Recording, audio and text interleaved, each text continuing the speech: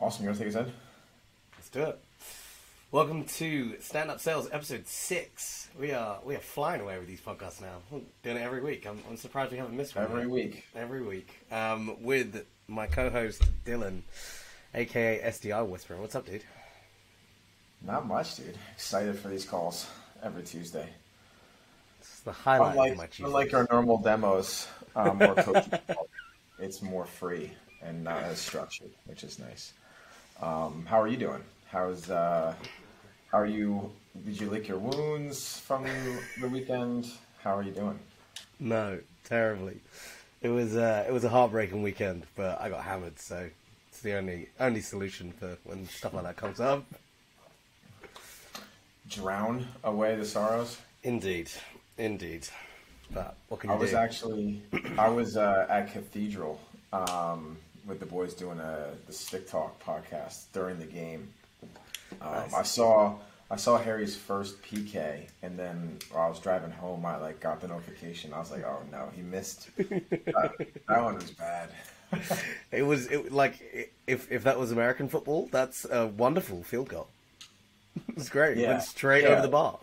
You can't not put it on target. Yeah, that's the criminal element of it. Yeah, at least if he gets saved, fine. Yeah, it is what it is. If you hit the crossbar or the post, fine. But it had no chance. There could have been no goalkeeper there. All right, let's get off this topic. England being shit is not the focus of this podcast. Thank God. Thank God. Right, what are we talking about today? We teased it last episode. Yeah, so last episode we went into what makes a good discovery. And the week before that, we talked about 1 call and 2 call closes. So if you're doing a 1 call close, this would be relevant still. But if it's a 2 call close, this is your episode, because after your discovery call, the next call is demo and close.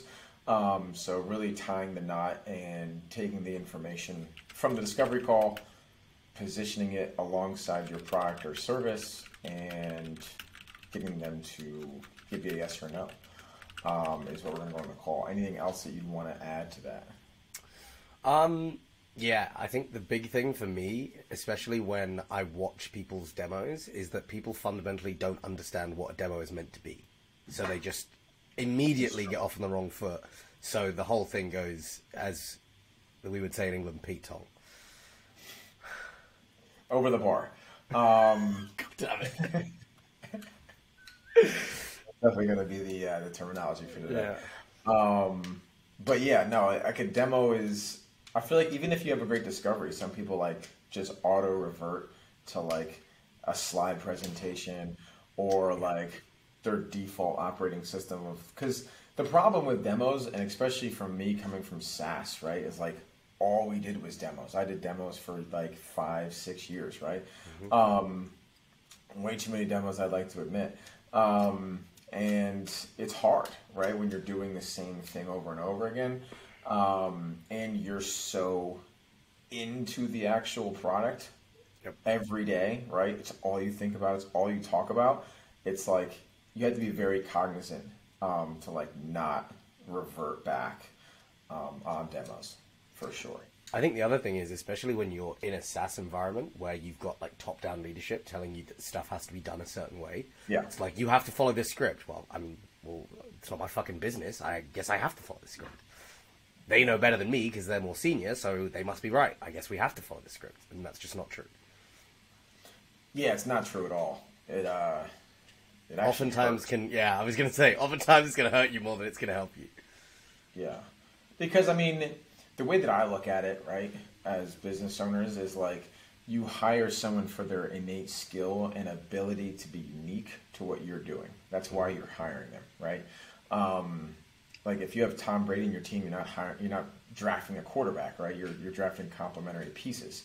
Yeah. So as a business owner, your salespeople should be unique and offer things that you don't normally do, right? That's their advantage.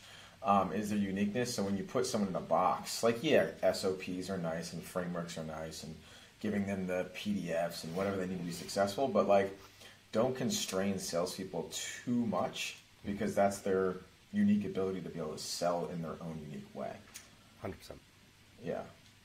And the prospect understands that. Yeah, I was going to say, prospects get that they are going to be sold to differently every sales call they get on, and it's kind of part of the fun.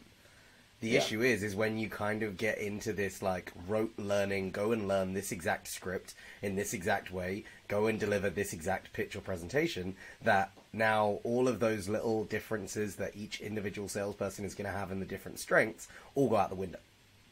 Yeah, they all go out the window. And you can feel when it's unnatural. Like when someone's like, it just doesn't sound like you're like I get on demos.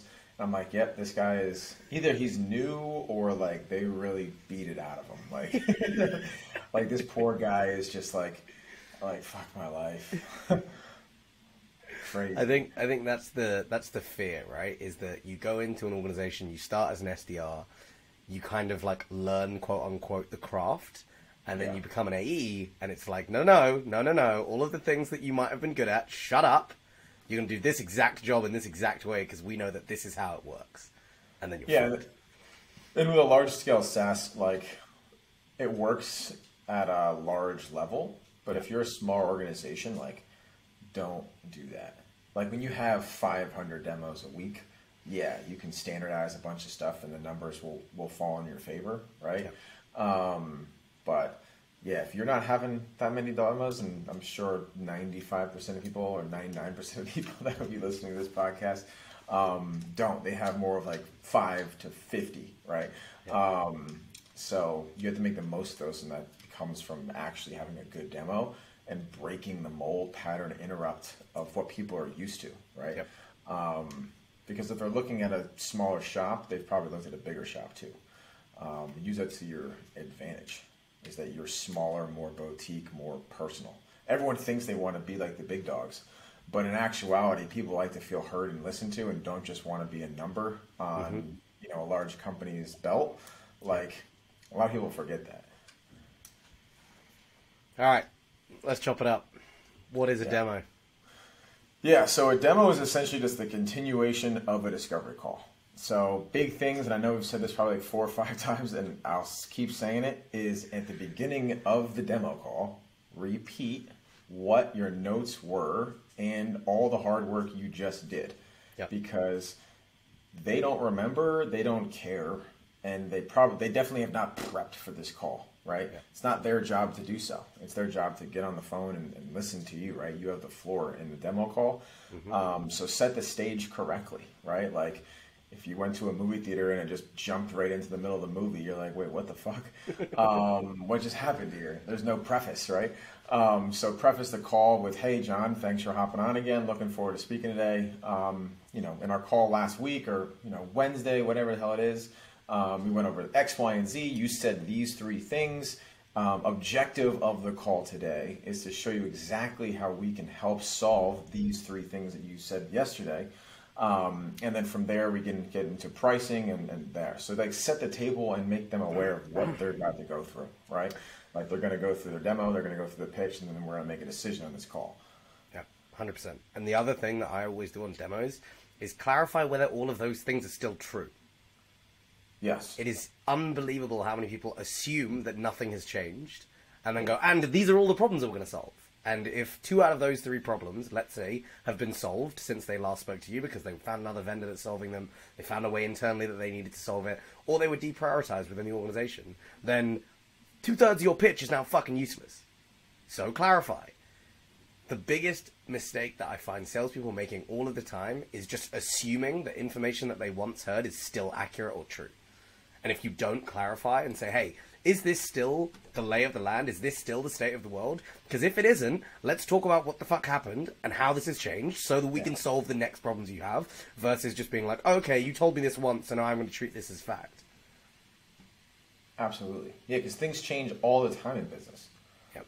Like, oh, actually, no, we just did this, this, and this. Or our closer, got hit by a car, and now we have no one to take in your lead generation calls.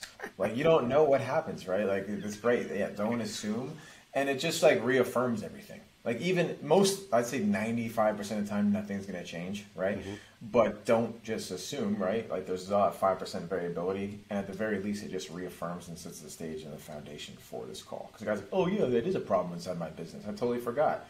Yep. Dylan actually did a good job discovering that, yes, last time, things I don't want to talk about in my business that I'm not doing correctly. So yeah, that's the beginning of a demo call. And then, if you have to use a slide deck, don't use it as the presentation. Use it as a visual aid to your conversation, right? Like, it's not a high school presentation with a PowerPoint and you're just like, I'm going to go on Wikipedia and put a bunch of cool things and I'm just going to read it in front of the class. No, it should be a visual aid and keep it moving. Like, don't just sit it on one and have the whole conversation, right? Because people are visual. So this is something that when I was in a consulting environment, got drilled into us, right? So I remember I was 21, 22, fresh out of college. And I was like, oh yeah, I could do a presentation. I've done presentations for years. And I remember getting grilled for the first 3-4 months of me being in consulting, me being good at presentations, right? Versus everyone I went to college with, I was the standout person who was genuinely good at presenting. I remember getting into my consulting job and they were like, this is great. Your presentation skills are fine. But at no point in this entire conversation have I heard so what? What does this mean? And that is the one thing that I see a lot of failures on demos is you're just telling them stuff.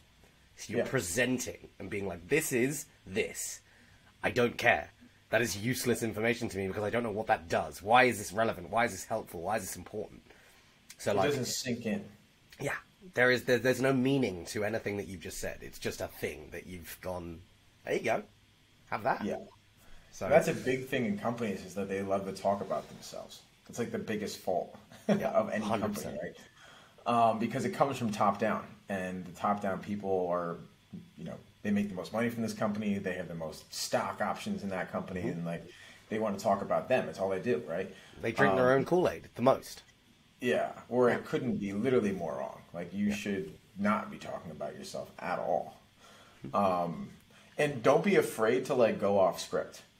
If you're talking about something and they say something, don't fly around, but actually listen and understand, okay, this is something that I need to spend more time on. Maybe I don't normally spend time on this section, but this conversation requires that I spend this much time on this something because it's important to that person.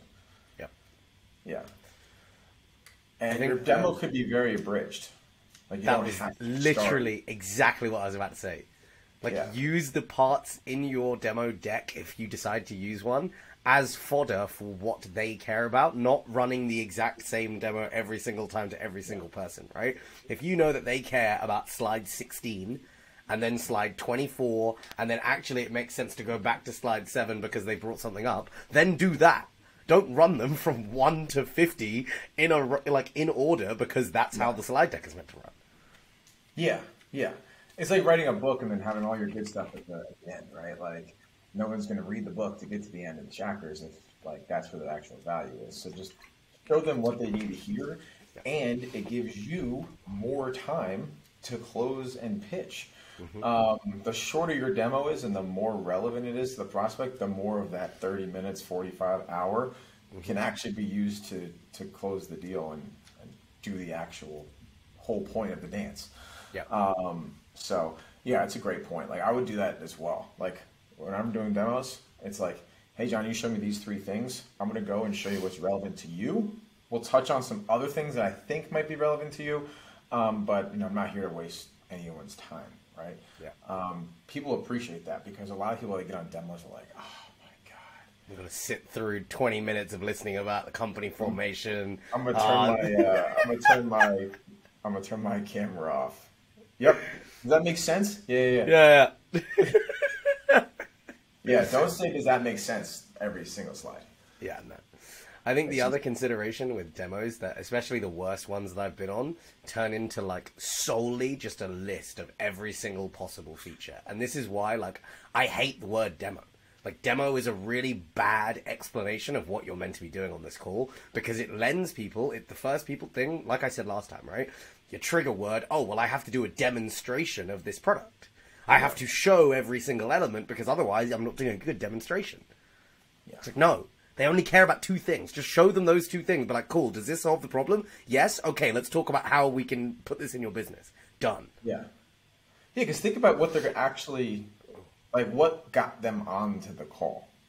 That's what you have to come out of. Like why did he reschedule the call? It's not because he loves this thing that he's never even heard about. He only got on the call because there was a general understanding that maybe you could help him. Yep. That's it. So give them what they want. The big thing, especially when I see like founder-led sales like screwing up, is they give a preamble at the start of a demo about like, oh, this is how the company was made, and this is why we're here to solve the problem, and this is what makes us competent. I don't care about literally any of that. I hate it so much. I can't stand those. Oh yeah, well, we're funded by this company who invested in this company. Isn't that sweet? No. Why would I care about that? I care about solving my problem. I don't give a shit about your company. I really don't. Yeah, literally, exactly. I mean, at some point, yes, you can't just be I can't have a website and be like, oh yeah, this is $7,000 a month. Like, whoa. So you have to have a little bit of credibility, but I mean, you should technically, that's what marketing should be doing.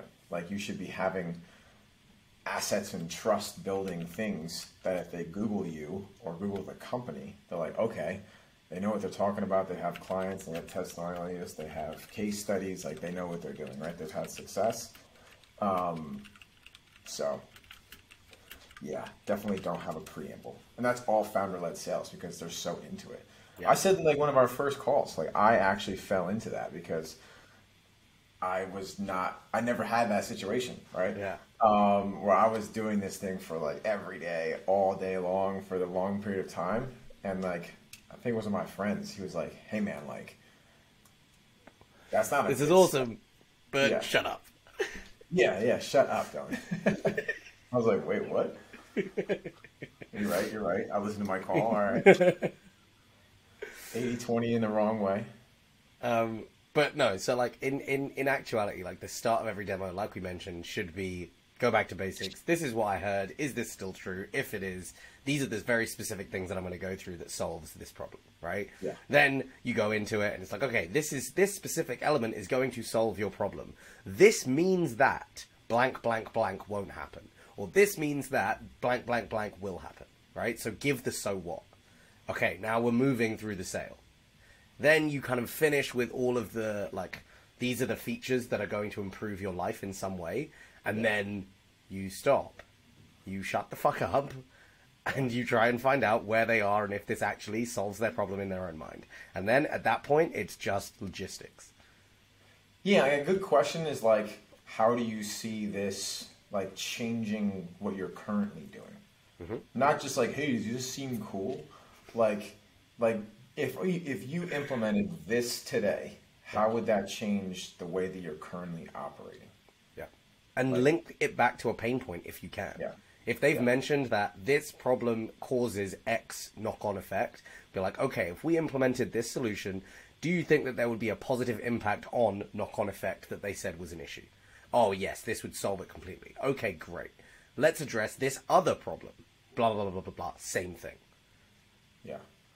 And like, I had a call the other day where they said a very specific thing that they had an issue with. It was in regards to like prospecting, finding data, and then like doing actual prospecting and outreach.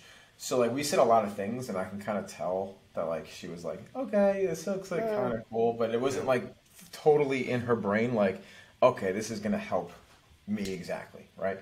So I was like, okay, let's do the exact situation that you said was already an issue, and I just did the exact thing on a screen share, and then she's like, oh, okay, now I get it, because it's a direct relation of her actual issue that she just told me, and you just do an analogy in like a live, like this is how you would do what you're already struggling with.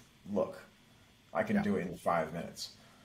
Yeah, I've done that on prospect calls before. They're like, oh yeah, I just don't think that we'd be able to target these people effectively. And I'm like, okay, give me a perfect example of someone that you want to target. And they're like, oh, this person. And then you do the thing that you are telling them that you can do, and then they're like, oh, shit, then I guess you can do it. Yeah. People rely on having problems that they actually have solved in front of them to believe that you can do it. Because otherwise it's like, oh yeah, I can do it. It's like, well, I don't think I can do it, and I think I'm smarter than you, so how are you going to do it? Yeah. And a good thing, like, to that point is, like, come prepared to the demo. Yeah. Like, that's before the preface, right? This is before the call even occurs. Is like, so say you have a technology like Ocean, right? Yeah. Where you can pull a lookalike, or you have Zoom info or something, right? Where you can have data, and this is for like a lead generation or, you know, top of funnel offer. Is like, go on their website. They're going to have the customers that they have, their best customers, right? Their best customers on the website, obviously. Take the company's profile, and before the call, do a quick little query and show like, hey, look, these are all companies that you've already had success in their industry and their niche. Like, what if I could help you find the decision makers at the top 6 companies that compete with the client that you already have?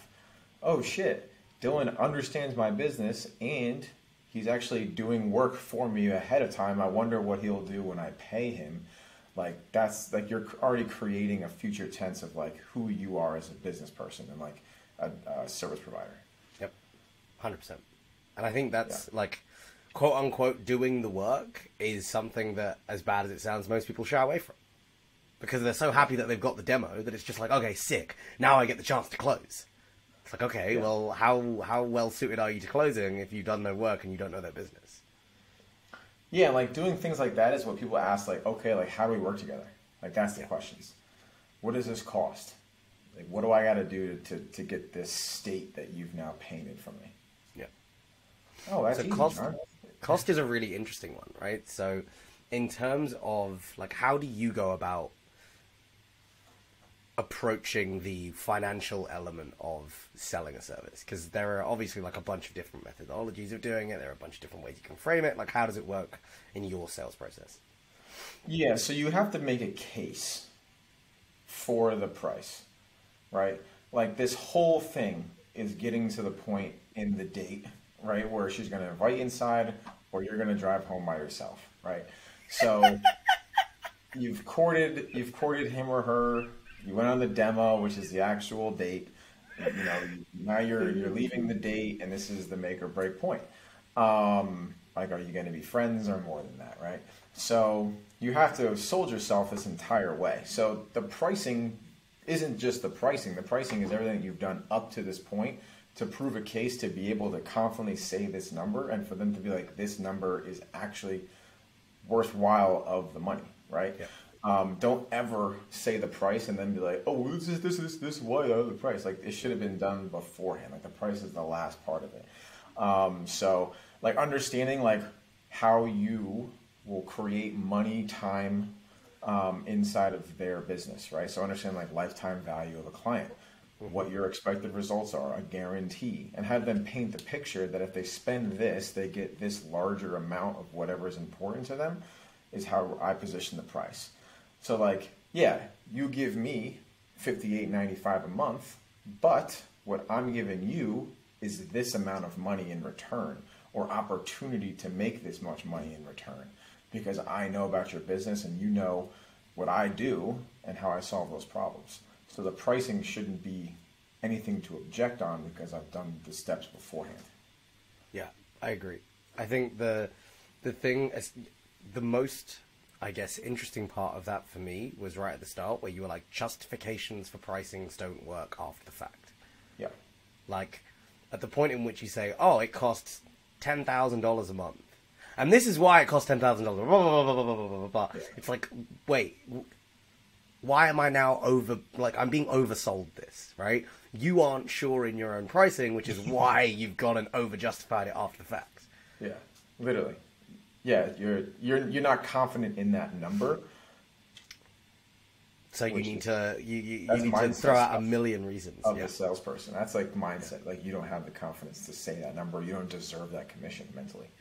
Yeah, which is like a whole nother subject. But I was listening to a closing call, and the pricing came up too early, which means you have not done your job, because they're like, all right, how much is this thing?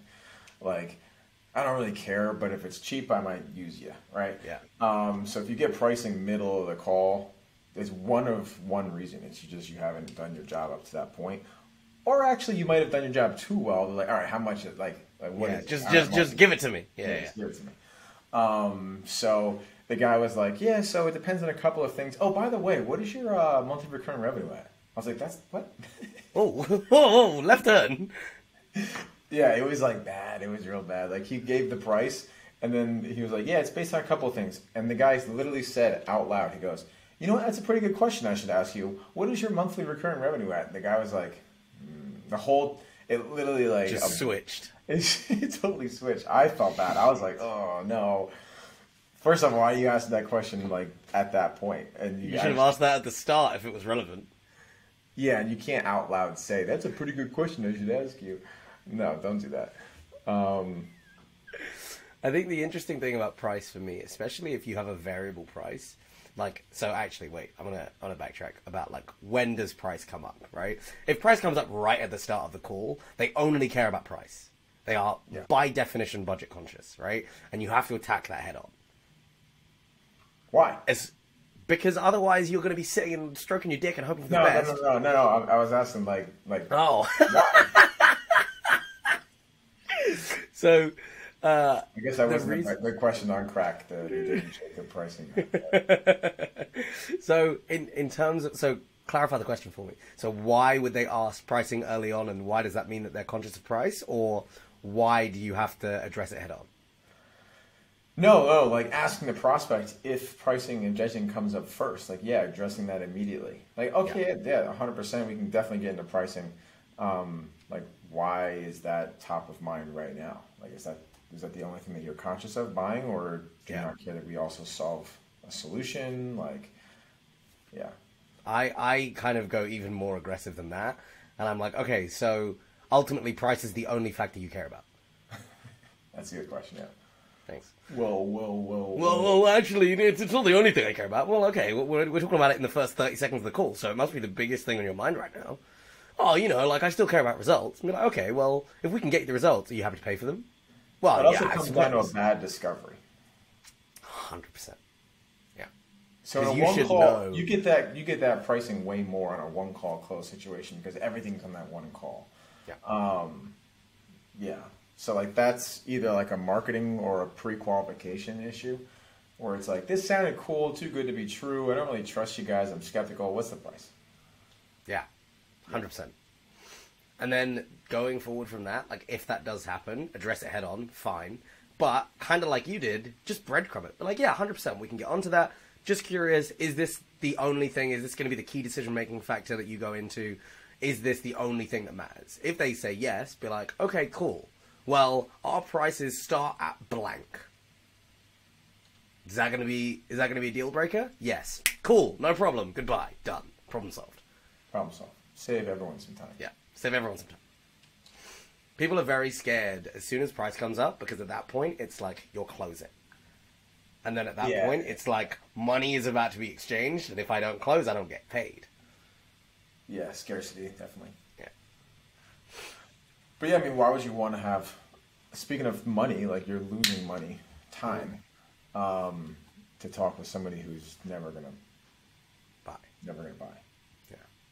And I think because like, it's like being pot committed, right? Like you're too deep in now.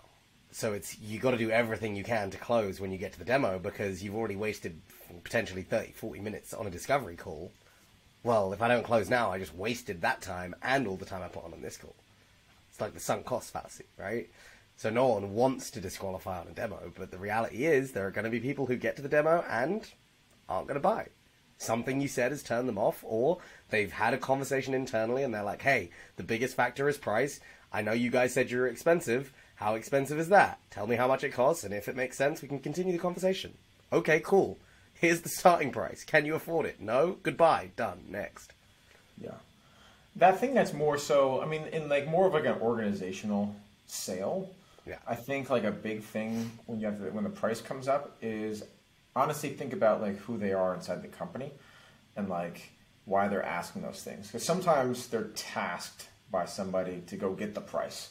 Mm-hmm. So that's why they're not price focused. Someone else is, and they're the one that's just in the conversation with you, like evaluating a tool, right? So you're talking to like the marketing manager or the director of marketing. They have a CMO above them, right? Who's more cost conscious than they are. So understanding the avatar and who you're selling to, and why that objection is. Like, yeah, John, I completely understand that. What does cost mean to the buying process? Like, is it everything? Do you have budget allocated to it? Is this an end of year thing? Is this something for when you want to put into your budget, so you want to know the price? Like, yeah, deconstructing it is kind of what at the foundation of all this banter. But if you're in a larger organization sale, like, think outside the box of why this person cares about price. Like, are they even the one that's paying for it, or are they just checking off a box? Is there another competitor that they're matching you up to, who they already liked? So that all comes from discovery. 100%.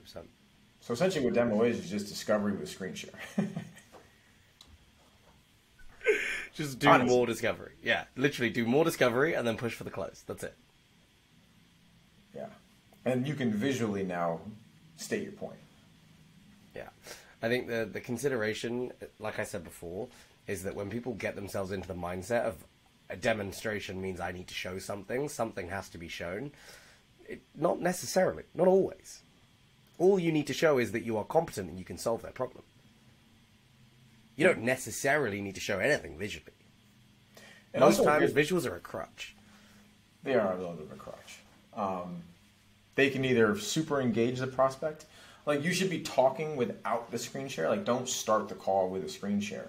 Like, hey, let me just show you. Yeah. Because a lot of people are visual, right? But another thing to the price objection is, like, if you get that right off the bat, like, ask them, especially like a salesperson, like, do you allow your salespeople to talk price before they actually, get into it? Like, no, I don't actually. You're right. Like, you can, like, kind of point out the elephant in the room. Yeah. Like, you don't do this. You don't have to have your salespeople do this. So why should I do this for you? Like, I have my own process, right? Most often than not, asking for price early on is just a power frame. Yeah. I'm asking, so you'll tell me because I'm important and I'm dictating how this goes. So just be like, no, that's not how we do things here. We go through and we make sure that we're a good fit. We make sure that we can actually solve your problem. And if we can, I'll tell you about price. Is that cool? No? If not, I'll go off the call. No problem. Yeah. I don't care. I'll lose this deal. If you're going to be an asshole, I'll walk. And then they'll be like, well, okay, maybe not. Probably a good determinant if they're going to be a good customer. Yeah.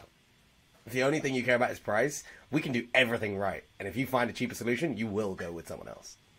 Yeah, literally. There was a prospect call that I reviewed once, where the guy said, I believe in healthy competition. If we find someone who can do what you're doing for a better price, we'll switch and go with them. And I was like, oh, God, that is horrific. Yeah. But the game is the game. That's bad business, like changing your solutions all the time. Yeah. But yeah, what can you do? Yeah, some people are crazy. The more you're into sales, the more you, like, nothing surprises you about human beings. Yeah. The rational mind does not exist. That is one of the main things that I teach in sales psychology, is how you can be the most rational thinking person, but all you need is one statement that touches on something emotional, and you will switch back to being as emotional as everyone else. Yeah. But it's interesting to think about, like, solely from a demo call perspective, right? When you go through the process and you've done, like, the necessary opening, you've kind of gone through the stuff that they care about, you've now shown them the thing that you can do, you've highlighted that you're an expert and that you can solve the problems that they want, you manage to get through price, where do you go then? Like, people try and turn it into a convoluted, oh, well, this is how, now that we've solved all these problems, this is what's going to happen. Shut up, tell them next steps and get off the phone. That's it. Get a contract out, make sure the deal goes over the line, and that is your job done. Do not overcomplicate it. Yeah. And you should, like, if you're sending it through DocuSign or PandaDoc, like, have that shit in a tab ready to go. Don't be like, oh, you actually want to buy? Oh, shit, hold on. Whoa. Like, have it ready to go. Like, I have a PandaDoc. Like, if it's a closing call and you feel good about it and it's a good prospect, right? You feel good about your opportunity in closing it on this call. Mm-hmm. Set up the PandaDoc and the DocuSign ready with them, and they're like, oh, great, yeah, I just sent that to your inbox. They're like, oh, shit, this guy's fucking quick. Yeah. Like, and then you could possibly get them to sign on the call, at least receive it and confirm that they've gotten it.